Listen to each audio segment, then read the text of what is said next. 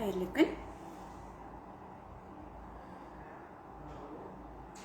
Bugün biz yana sizning bilan teatrlarda bo'lajak premyeralar turida сөйләшәчәкбез һәм sizning bilan мин гадәттәгечә Гөлназ Вәлиева булачакмын. Xayrlı gün.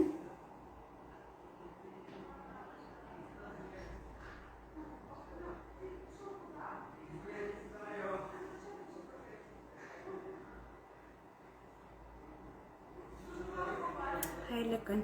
Әйтергә кирәк, әлеге атна эчендә тиздән премьера проекты кысаларында бу инде безнең икенче тур эфирыбыз.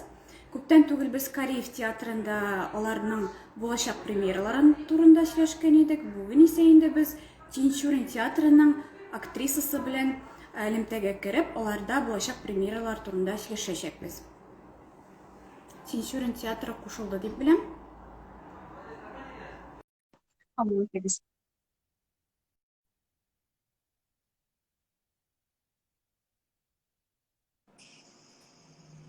Xayrlı gün. Hayırlı günler Gülnaz. Selam tamaşaçılarımız. Hoş geldiniz.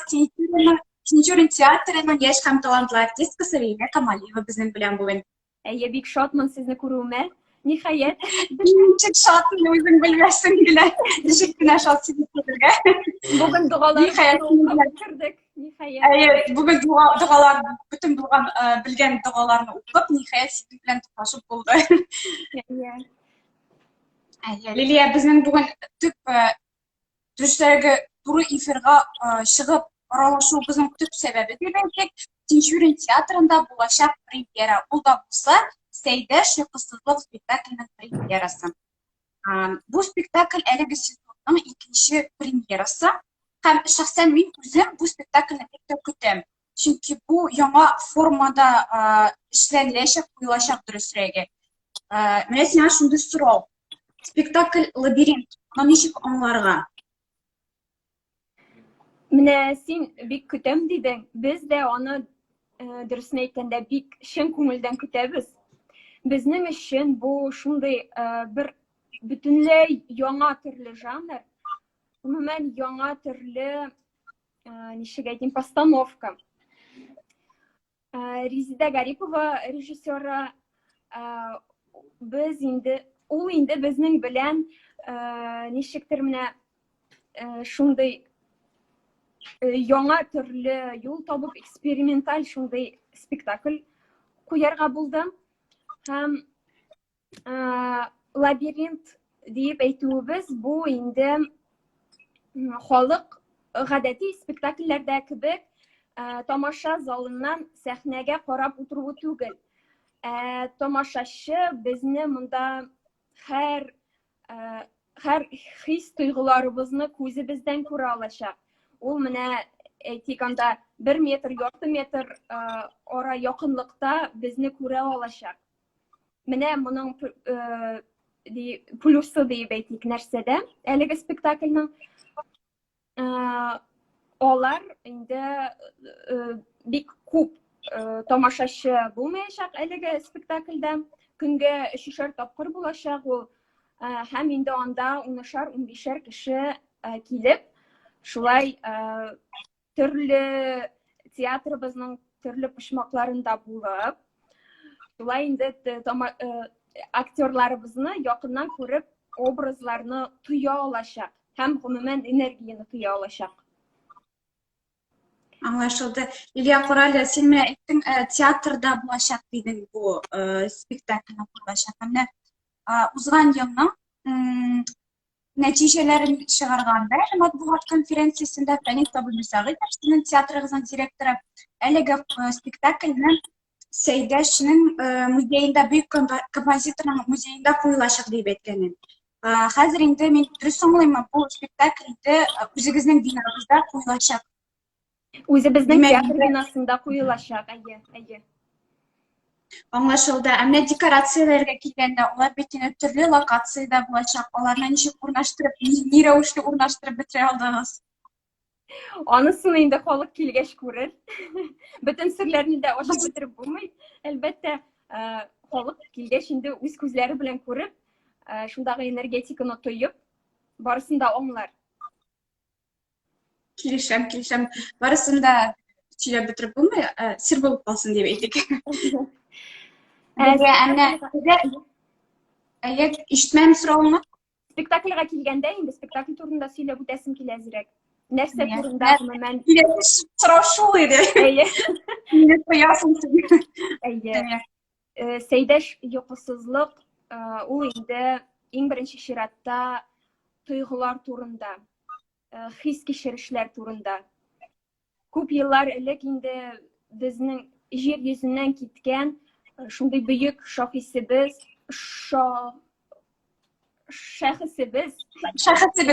әйе. Шундый менә иҗатта бик зур эзен калдырган шәхесебезнең соңгы көннәрендә булган тойгылары турында күбесенчә. Һәм шулай ук гомумән кем ул безнең өчен Салих Сәйдәшев? Без аны беләбезме бүгенге көндә? Без аны бары тик композитор буларак кына беләбезме, яисә инде кеше буларак беләбезме? Һәм нәрсә калдырган ул бүгенге көнгә кадәр татар халкы өчен? Нәрсә эшләгән ул? Һәм гомумән без кемнәр бүгенге көндә? Менә шушы сорауларга җавап эзли торган спектакль бу. Һәм безнең инде максатыбыз кеше менә әгәр дә спектакльдән соң уйланса шушы сораулар турында, шушы сорауларга җаваплар эзли башласа, безнең максатыбыз үтәлгән дип уйлыйм мин. Үтәлгән булыр иде. Аңлашылды. Лилия карады, без әле иң мөһим мәгълүматны кысайтмабыз. Бу инде Салих Сәйдәшевнең 120 еллык тууына дип хәтерлим. Шушы спектакль әнә шушы бөек бәйрәм уңаеннан куела. Шунда әйтеп торырга кирәк. Һәм инде аннан хис тойгылар дидең. Менә тизерлар чыгардыгыз. Без аны барыбыз да күрдек, карадык. Менә анда бигрәк шулатып әйткәндә бигрәк мрачная атмосфера. Ул шул хәтлек менә шундый төшенкелеккә бирелгән шәхесме ул дип сорыйсыз. Менә шундый сорау туды миндә.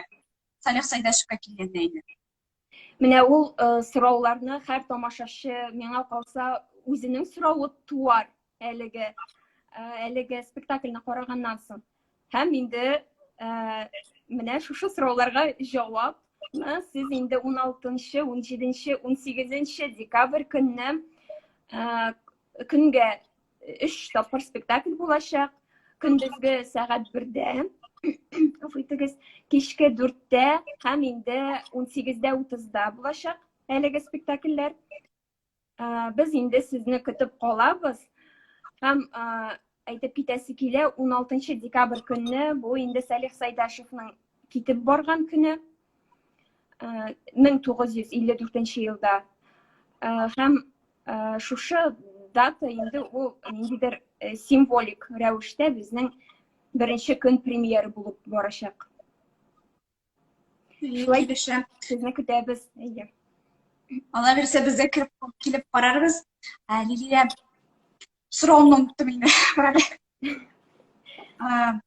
Менә ул бит спектакль лабиринт, яны беләсең, ничек узалым. Ул нидер дәрәҗәдә иммерсив спектакльләргә яраклаштырылган була бит инде. Анда да төрле локациялар, төрле менә сәхнә бизәлеше дип әйтик, һәм артистлар белән гомумән менә шушы спектакль лабиринтта сезгә килгәндә инде, анда менә артистлар белән аралашу мөмкинлек буламы? Чөнки бит иммерсив спектакльдә анда андый мөмкинлек бар. Юк, мин моны иммерсив спектакль дип әйтмәс идем. Монда күбесенчә халыкка карап, уйга батып, анда миңа калса аларның аралашырга ничектер хәтта теләкләре дә булмас. Чөнки монда күбрәк күңелең белән шушы сәхнәләргә бирелеп карарга туры киләчәк дип уйлыйм мин. Менә шундый ук спектакль лабиринт дип әйтик, ул Камал театрында шулай бара. Дәрсе вибратор театр дип атала. Син гомумән шундый спектакльләргә барган бармы? Шулай ук бездә иммерсив шоу бара бит Казанда, Анна Каренина, андый җирләргә барганың бармы? Ошатасыңмы андый андай жанрына деп әйтейік. Кызганычка каршы менә барып караганым юк, әмма киләчәктә әлбәттә барып караячакмын дип уйлыйм. Менә бу премьерабызны чыгарганнан соң Алла бирсә ниятлим. Минемчә инде бу безнең инде шәхес турында булганга күрәдерме, ничектер гомумән үзенчәлекле булырга тиеш дип уйлыйм әлеге спектакльне. Һәм монда гади диалоглар булмаячак.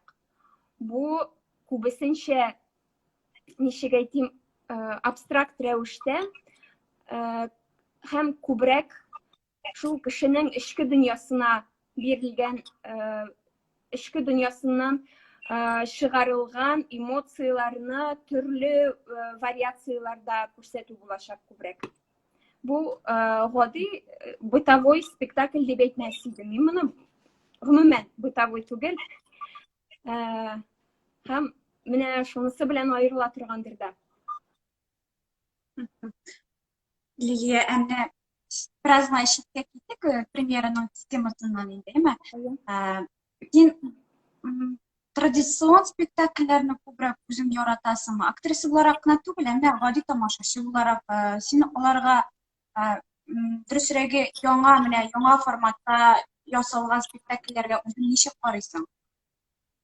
Минемчә, андый төрле эксперименталь жанрларда куелырга тиеш спектакльләр. Чөнки халык бит ул төрле кеше төрлечә уйлый, төрле кешенең күңелендә төрле фикерләр һәм шулай кешеләр төрле булган кебек үк спектакльләрдә, жанрларда төрле булырга тиеш минемчә. Һәм бу бик яхшы кеше үзен ничектер кайсыдыр образларда үзен күрергә мөмкин. Анда әйтик, менә төрле комедия жанрында үзен күреп аңларга мөмкин. Ага, бу минем кебек бит дип, яисә анда танышларын чагылдыра дип күрергә мөмкин инде. Һәм шулай ук драма спектакльләрендә дә, шулай ук менә әлеге Сәйдәш йокысызлык спектаклендә дә күп кешеләр үзләрен бәлки күрерләр. Һәм шушы нәкъ менә үзләрен турында уйлауга да бәлки бу ниндидер шундый җимеш салу булыр. Үтәргеч булыр дип. Үтәргеч булыр. Лилия, үзең кемне уйныйсың бу спектакльдә? Дөрес аңлавымча, син дә баш роль башкарасың инде. Тамашачы килгәч күрер, анысын дагын Бигрәк серле серле булып калырга кирәк, чөнки тамашачы инде ул шундый серлелекне ярата. Моны мин үзем дә кеше буларак беләм. Мин әгәр дә кызыксындыра алалар икән, мәсәлән, мин әлбәттә спектакльләргә барып карыйм. Шуңа күрә менә монда инде тамашачы якыннан күргәч, инде ул мине таныячак, Алла бирсә. Шушы көнгә килеп җиткәч, Алла бирсә, тамашачылар күрер. Әлеге спектакльдә катнашкан артистларыбыз да бар инде. Алар белән дә таныштырып үтәсем килә. Безнең өлкән артистларыбыз Ләлә Памиңнуллина, Әлфия апа Хасанова, һәм шулай ук яшьләрдән Рөстәм Гайзуллин, Илфат Хафизов, Илнур Байназаров, Салават Хабибуллин, аннары соң Резида Саляхова белән Артем Пискунов катнашалар. Һәм инде мин, шулай ук Альбина Гашигуллина, яңа актрисабыз, әле чакырылган артистыбыз Зәринә Вилданова да бар әлеге спектакльдә. Шулай итеп, Зәринә булгач инде, демәк, монда җырлар да булыр, композитор булгач инде логически или булат шул уңай логика буенча монда җырлар да бар. Демәк, инде Зәринә дөрес аңлавымча шушы спектакльдә ул җырлар да башкарачак инде. Әйе, Алла бирсә, шулай. Мен яңа артист дидең, әйме? Инде үземдә тизердә үземә таныш булмаган бер йөз күрдем, булса хатын-кыз. Аның белән дә безне таныштырып китәләр, чөнки аның турында бик әз мәгълүмат бүгенге көндә ул менә быел бетердеме ул Казан театрын, каян килде ул сезнең театрыгызга? Шунда ничек генә сүз әйтеп китәләр. Альбина Гашигуллина ул шушы Казан театраль училищесын тәмамлап, Резида Гарипова белән Зөлфәт Закиров курсын тәмамлап, ул менә безгә шушы сезонда кушылды дип әйтик. Әлбәттә, инде аңа хәтле ул Кару Урман спектаклендә дә катнашкан иде, әле студент буларак, һәм бүгенге көндә дә катнаша Кару Урман спектаклендә. Бик талантлы актриса. Менә монда безгә хатлар килә башлады. Сәлам, хәерле матур җомга көннәр белән сезне уңышлар теләп, Калан Әтнә районы дусым авылыннан Рамил булам. Сәламнар бик күп дигән. Хәерле көн. Рәхмәт. Бүтән хатлар мин әлегә күрмим. Әлбәттә, инде сезнең сорауларыгыз булса, журналга кагылышлы, инде Тинчурин театрына кагылышлы сорауларыгыз булса, безгә язып җибәрә аласыз. Һәм шулай артистларны берничәсен әйтеп үтергә онытканмын, гафу итә күрсеннәр. Зөлфәт Закиров һәм Айсылу Мөсәлләмов да бар әлеге спектакльдә. Гафу үтенә. Бу инде Тинчурин театрының тәҗрибәле артистларының берсе дип әйтик. Әйе. Һәммәбез дә беләбез. Дилемне премьерага bir атна калып бара дип беләм. Алтын вакыты ул инде крикән пәнҗешәмбеме ул хәтерләмим. Янында календарь юк, шуңа әйтәмен. Bir атна кала дип әйтик инде. 6 көн. Менә хәзерге вакытта спектакльгә мин әзерлек нинди этапта бара? Бүгенге көндә без кызып, пешеп, репетициялар ясыйбыз. Һәм инде бер туктаусыз үткәрәбез репетицияларны көн сайын. Алай әйбәт, инде Аллага шөкер, ниндидер инде тулайым тулыланып килә дип әйтер идем. Бүгенге көндә спектакль. Мен инде программалар сәхнәдә куела, сәхнәдә дип инде дөресрәге шушы локацияләрдә программалар уза башлады инде. Әйе, уза. Лилия, иң мөһим мәгълүматны кабул атлап китик әле. Премьераны нинди көннәрдә күреп булачак? 16-нчы, 17-нче, 18-нче декабрь көнне көненә 3 тапкыр, көндезге сәгать 1-дә, кичке 4-тә һәм дә инде кичке 18